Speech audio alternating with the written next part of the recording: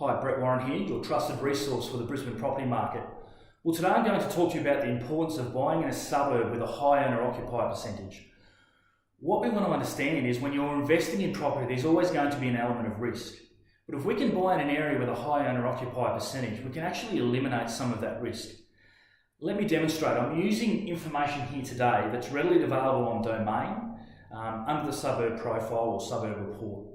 It actually breaks down the percentage of a suburb in terms of owner-occupiers and investors. In this case, close to 80% of this suburb either owns their own home outright or is paying off a mortgage. And as you can see here, there's a very small percentage that are renters, or in this case, likely to be investors. This is very important because in a financial crisis or a downturn, owner-occupiers are able to weather the storm.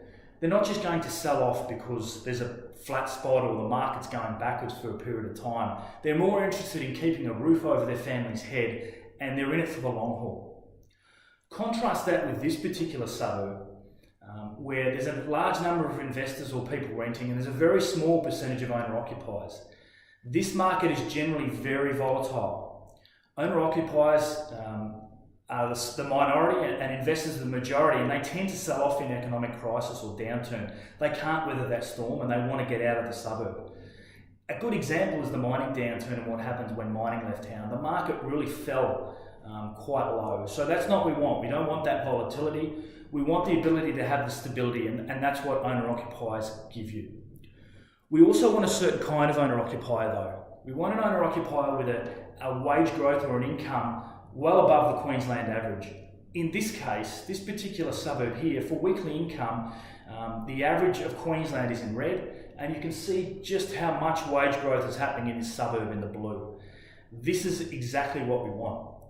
These people aren't as affected by interest rate rises or rental increases, and they're the ones that actually drive a property market and drive price growth. Everyone thinks investors drive price growth and capital growth, but investors buy with their calculator. These people buy with emotion. They pay too much. They can often be found at auctions fighting it out with other owner-occupiers, overpaying to get into a location. They're then more than happy to renovate, overcapitalise, knock down and rebuild, and continue to put upward pressure on prices.